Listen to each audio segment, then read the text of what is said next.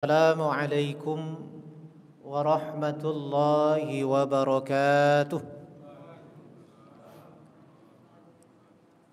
Alhamdulillahi rabbil alamin. Nasta'inuhu wa nastaghfiruhu wa nastahdih. Wa na'udzu billahi min shururi anfusina wa sayyiati a'malina. Asyhadu an la ilaha illallah wa ashhadu anna Muhammadan abduhu wa rasuluh. Allahumma salli ala Muhammadin wa ala alihi wa sahbihi ajma'in. Amma ba'd. Bapak dan Ibu sidang jemaah subuh yang berbahagia, bersyukur kita kepada Allah Subhanahu wa taala di pagi yang penuh rahmat ini, penuh berkah, sudah diturunkan oleh Allah hujan. Mudah-mudahan tidak memberatkan langkah kita datang ke masjid kita dalam rangka menunaikan salat subuh berjamaah. Mudah-mudahan langkah-langkah kebaikan yang sudah kita tunaikan dari rumah bernilai pahala di sisi Allah Subhanahu wa taala. Kemudian salawat beriringan salam kita doakan semoga selalu tercurah kepada baginda Rasulullah sallallahu alaihi wasallam. Allahumma salli ala Muhammad wa ala ali Muhammad. Bapak Ibu sidang jemaah subuh yang berbahagia, kajian kita pada pagi hari ini kita lanjutkan membaca hadis tentang keutamaan azan, yaitu hadis ke 1037. Insyaallah akan kita baca dua hadis hari ini, tiga hadis berkaitan dengan keutamaan azan. Insyaallah minggu depan kita masuk ke tema atau kajian tentang keutamaan salawat. Hadis 1037.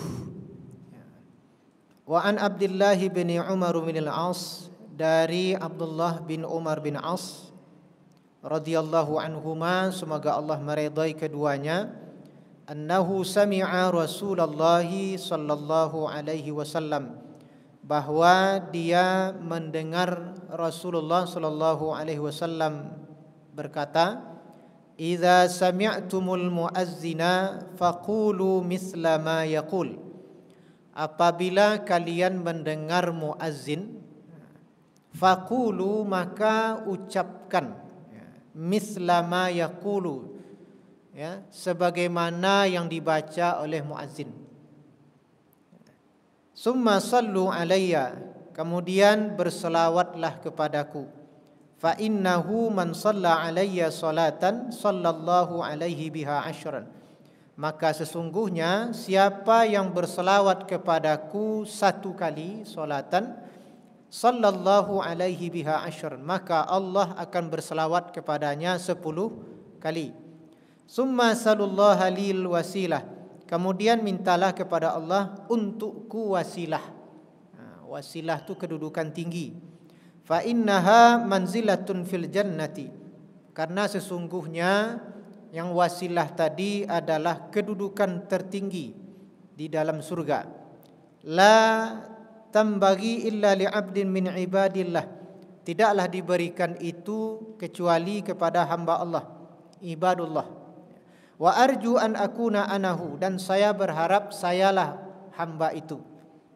Faman sa'ala lil wasilah halat lahu syafa'ah, siapa yang memintakan kepadaku wasilah maka dia akan mendapatkan syafaat. Ini hadis pertama, hadis riwayat Muslim. Nah, Bapak Ibu, kita jelaskan apa maksud atau kandungan dari hadis yang sudah kita baca. Hadis dari Abdullah bin Amr bin As. Pertama, hadis ini menunjukkan keutamaan menjawab azan. Awalnya begini, sahabat datang kepada Nabi, ya Rasulullah, alangkah mulianya seorang muazzin itu. Dulu kalau kita sampaikan Bapak Ibu, kalau muazzin itu gadang pahalanya, yang azan dia akan diampunkan dosanya sepanjang suaranya. Itu salah satunya dulu, diampunkan. Yang kedua, muazzin itu adalah orang yang paling panjang lehernya nanti di akhirat. Berarti kedudukan dia mulia nanti di akhirat. Nah, jadi bertanya sahabat pada Nabi, ya Rasulullah, kalau muazzin tu dapat kedudukan mulia, ba'aju kami. Maka kata Nabi, jawab azan. Jawab azan tu supaya awak dapat kemuliaan seperti muazzin. Ini salah satunya. Iza sami'tumul muazzina faqulu misla ma yaqul. Maka ucapkan sama dengan yang dibaca oleh muazzin. Jadi kalau muazzin baca Allahu akbar, Allahu akbar, kita jawab Allahu akbar, Allahu akbar. Nah, kecuali nanti kalau di lafaz hadis yang lain yang tidak sama dengan muazzin itu adalah ketika lafaz hayya 'alas shalah, hayya 'alal falah. Nanti lafaznya lafaz hayyalah namanya di dalam ajaran agama kita ya. Jadi ketika membaca muazzin itu membaca hayya 'alas shalah, hayya 'alal falah, maka kita baca la haula wala quwwata illa billah. Nah, selebihnya sama. Maka orang yang menjawab azan, membaca seperti yang dibaca oleh muazzin, maka dia juga dapat pahala seperti muazzin. Itu gunanya Bapak Ibu, kadang-kadang kita meremehkan. Walaupun kita mendengar azan dari rumah, tetap dijawab azan tu. Tidak harus di masjid loh jawab azan tu dah. Dari rumah pun sudah bisa kita jawab. Jawab azan tu. Supaya dapat pahala seperti muazzin. Ini yang pertama. Nah, kemudian yang kedua, di dalam hadis ini juga ada keutamaan berselawat kepada Nabi. Ya, summa sallu alayya. Jadi orang sudah azan itu diiringi dengan membaca salawat. Sallu alayya fa innahu man shalla alayya salatan sallallahu alaihi biha asyran. Siapa yang berselawat kepada Nabi 1 kali, maka Allah berselawat kepadanya 10 kali. Ini pertanyaannya Bapak Ibu, kalau Allah yang berselawat kepada kita, itu apa maknanya? Allah sedang memberikan rahmat kepada awak. Jadi semakin banyak berselawat kepada Nabi, maka keutamaan sebagai seorang Nabi itu juga melimpah kepada kita. Kalau dalam ayat kan itu yang dibaca awak nak. Kalau khatib tiap Jumat dibaca innallaha wa malaikatahu yusalluna 'alan nabi. Sesungguhnya Allah dan para malaikat berselawat kepada Nabi. Kan itu. Nah, sekarang kalau kita berselawat kepada Nabi, maka Allah juga berselawat kepada kita 10 kali. Sekali selawat kepada Nabi, maka Allah berselawat kepada kita 10 kali. Allah berselawat kepada manusia, maksudnya Allah berikan rahmat. Rahmat itulah yang luar biasa Bapak Ibu. Jo rahmat Allah itu kita masuk surga. Ya? Dengan rahmat Allah kita masuk surga. Ada lagi selawat malaikat. Kalau selawat malaikat itu maknanya ampunan. Kan ada selawat malaikat pada Nabi, itu maknanya adalah ampunan, pengagungan dan ampunan. Kalau awak yang bersalawat kepada Nabi, itu maksudnya adalah pengagungan kepada Rasulullah sallallahu alaihi wasallam. Sama-sama rancak sadonya. Jadi Pak Ibu, apa banyak selawat? Di mas saja selawat boleh di rumah, duduk di rumah diselawat, atau dibaca ketika berzikir kan kita baca selawat juga. Perbanyak selawat, karena Allah berselawat sebanyak kali 10 kebaikannya dikali. Kemudian dalam hadis ini juga berdoa meminta kepada Allah agar diberikan kepada Nabi itu wasilah itu kedudukan tinggi. Dibaca hadis yang lain, ya, kedudukan tinggi. Man qala hina yasma'un nida Allahumma rabba hazihi da'wati tammah. Kau doa sesudah azan. Azan kalau siap tu, awak baca doa tadi, Allahumma rabba hazihi da'wati tammah was salatil qa'imah ati Muhammadanil wasilah wal fadilah wa ba'ashu maqaman mahmudanil lazi wa'ata halat lahu syafa'ati, maka dia halal mendapatkan syafaatku. Jadi Di samping awak membaca lafaz sama je baca bacaan muazzin, setelah azan kita baca doa setelah azan tadi. Maka kata Nabi, halat alaihi syafa'ah, maka dia halal mendapatkan syafaatku. Kalau syafaat Nabi ku nak tanggung-tanggung dah Bapak Ibu, ya. Pertolongan Nabi, kalau Nabi yang menolong awak percaya salah, itu adalah sebuah keutamaan. Nah, tentu yang akan mendapatkan syafaat Nabi itu adalah mereka yang menghidupkan sunah-sunah Nabi dulu ketika dia di dunia. Nah, itu. Nah, salah satunya adalah sunah-sunah Nabi itu adalah menjawab azan. Nah, itu. Kemudian hadis terakhir yang perlu kita sampaikan adalah hadis nomor 1041 ya. Yang hadis sebelumnya hampir sama ya, menjawab azan. Ini terakhir ya. Ad-du'a'u la yuraddu bainal azan wal iqamah. Doa itu tidak tertolak antara azan dan iqamah. Tu rancak tu awak kan diagih waktu jeda antara azan dengan iqamat. Maka gunakan itu untuk berdoa. Di samping apa-apa ibu datang ke masjid solat, solat dulu. Solat tahiyatul masjid, solat rawatib, adalah solat sunat, wuduknya dan segala macam. Waktu tersisa tu doakan yang ingin kita doakan. Itu doa yang tidak tertolak. Makanya Bapak Ibu, sangat rugi rasanya ketika sudah azan kita langsung iqamat. Langsung iqamat. Kadang-kadang model itu. Ada jemaah tersasak panahnya Pak untuk iqamat. Iqamat lagi. Padahal di situ ada keutamaan. Ada keutamaan. Doa tidak tertolak antara azan dan iqamah. Aku kadang-kadang tersasak saja untuk qomat langsung ya. Apalagi ketika maghrib Pak. Maghrib le ada jeda doa sikit Pak. Maghrib tu ada jeda dulu. Solat lawat dulu, solat sunat tahiyatul masjid ke dulu ya. Solat sunat wuduk ke dulu. Berdoa dulu. Logikanya begitu ya. Kalau muazzin tu apa gunanya? Memanggil. Kita memanggil orang untuk solat. Logikanya kalau orang memanggil, ya kita tunggu orang tu datang dulu. Lah datang ya semua baru berangkit Pak. Aku kadang awak panggilnya awak pai langsung. Tak mungkin nak rancak. Jadi kita baca, kita azan dulu, tunggu orang. Waktu antara azan dan iqamah itu adalah waktu yang sangat mustajab, waktu yang sangat utama untuk berdoa. Tidak tertolak kata Nabi. Hadis riwayat Abu Daud. Ini adalah motivasi untuk berdoa antara azan dan iqamah. Barangkali Bapak Ibu, inilah dulu ya kajian kita pada pagi hari ini ya, semoga menjadi pelajaran ya, pelajaran untuk kita amalkan dalam kehidupan sehari-hari. Barangkali ada Bapak-bapak, Ibu-ibu yang mau bertanya. Ya. Ibu dulu, Bu. Ya, Bu.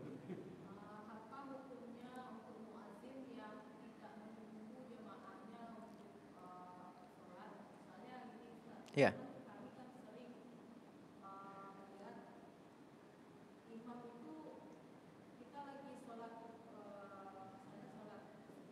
Ya.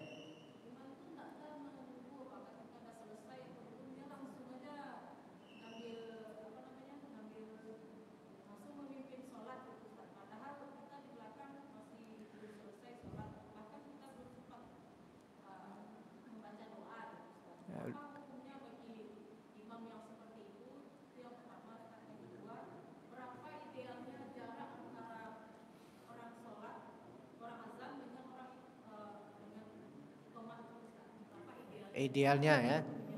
Ya baik Pak.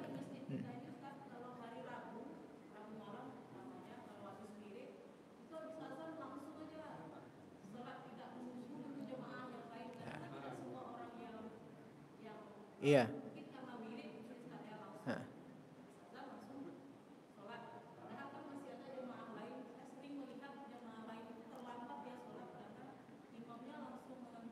Iya, ya itu yang barangkali perlu kita perbaiki Bapak Ibu, sebab kita menghilangkan waktu-waktu utama untuk berdoa.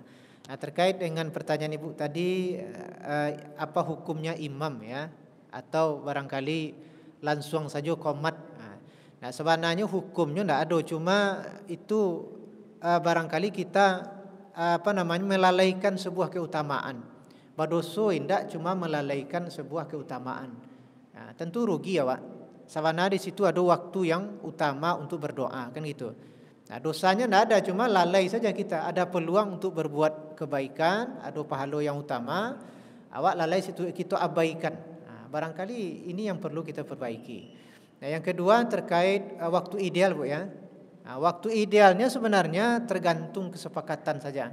Ya, kalau mungkin jemaah itu banyak kebiasaan jemaah awak mungkin kadang-kadang ada jemaah tu yang ada yang capek datangnya, ada yang mungkin rumahnya jauh lambat datangnya. Nah, kesepakatan kita saja. Ya, boleh 10 menit, boleh 7 menit, ya, terserah. Ya, kalau zaman Rasul memang agak lama, Bu, sebab rumah-rumah sahabat itu jauh-jauh. Tapi sahabat itu capek datang ke masjid. Itu bedanya jauh. Ada sahabat Nabi itu rumahnya menempuh perjalanan kaki selama 1 jam atau 2 jam lama. Tapi nyu capek datang ke masjid. Nah, seperti kita ya. Tapi idealnya gitu kira-kira 7 atau 10 menit lah, Bu. Idealnya begitu ya. Karena kita bisa sholat. Kalau sholat itu sholat sunat saja mungkin sekitar 3 menit atau 4 menit. Kalau 2 menit mungkin terlalu capek itu sholat sunat. Baca sholat sunat itu kan pelan-pelan, tidak terlalu panjang-panjang. Istilahnya tidak perlu cepat-cepat. Jadi kan bisa berdoa itu. Sudah sholat sunat kita bisa berdoa. Nah, terkait tadi kebiasaan kita, ini kebiasaan kita itu. Kalau lah wirid orang, itu langsung saya komat. Patuhi sajalah kalau memang lawak buai aturan terkait itu 6 atau 7 10 menit, ya tetap model itu aturan awak. Sudah mengawak capek-capek tetap waktu masih tunggu masih ada, ya solat dulu, solat atau berdoa. Itu. Jangan langsung komat karena di sana ada keutamaan yang kita lalaikan, kita tinggalkan. Itu. Jadi saran. Ini saran bagi Pak pengurus nanti. Dirubah kebiasaan itu ya, karena ada keutamaan di situ. Berdoa. Ya Pak, bertanya deh Pak. Apa di pertanyaan tadi Pak ya? Iya Pak.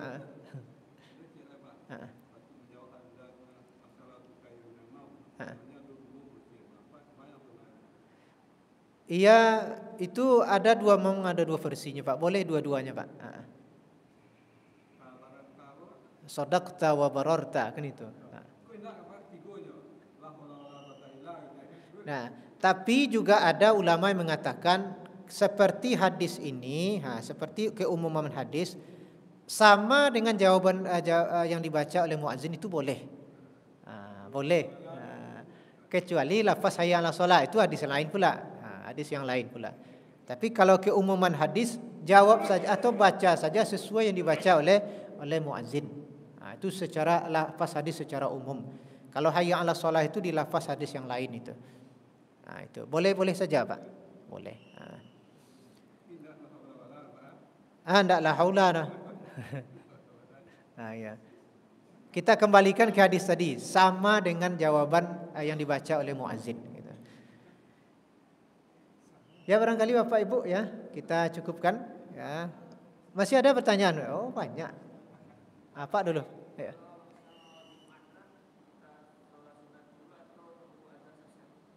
Apa? Hari Jumat.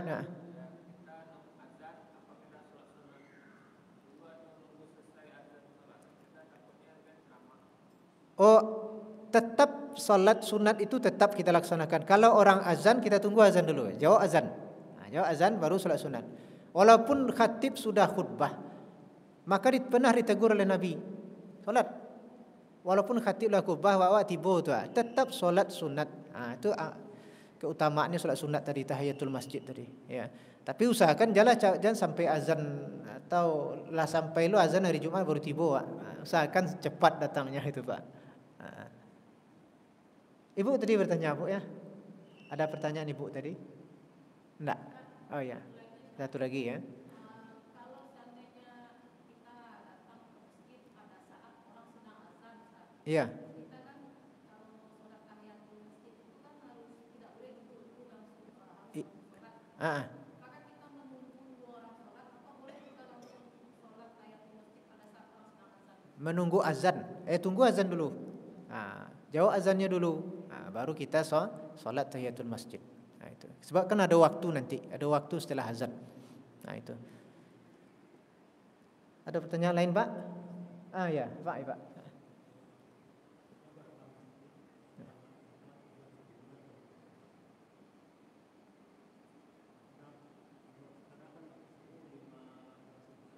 Iya.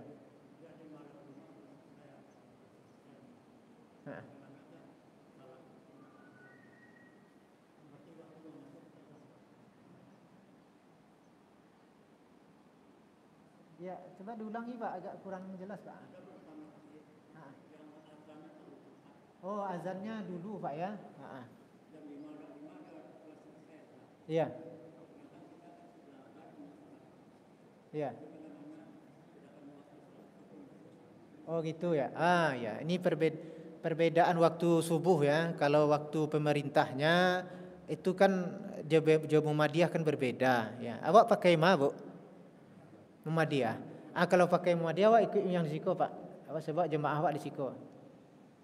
Kalau yang ikut masjidnya yang ikut di Kemenak, mereka tuh pakai itu. Jadi awak pakai yang Siko Pak. Waktu pakai yang Siko. Memang itu yang jemaah Pak, kan jemaah kita kan satu jemaah. Maka kita pakai jadwal yang sesuai dengan kalender Muhammadiyah. Itu kan lewat 8 menit Pak ya. Kadang-kadang lah sudah azan di tampekna lain, awak baru ke azan atau alun azan alun azan dia awak. Maka kita ikut yang jemaah kita. Di mana awak biasa berjamaah di situ yang kita ikuti. Itu Pak. Ada lagi pertanyaan Pak Ibu? Baiklah, kalau tidak ada pertanyaan kita tutup ya. Subhanakallahumma wa bihamdika asyhadu an la ilaha illa anta astaghfiruka wa atubu ilaik. Ya, akhiran wassalamu alaikum warahmatullahi wabarakatuh.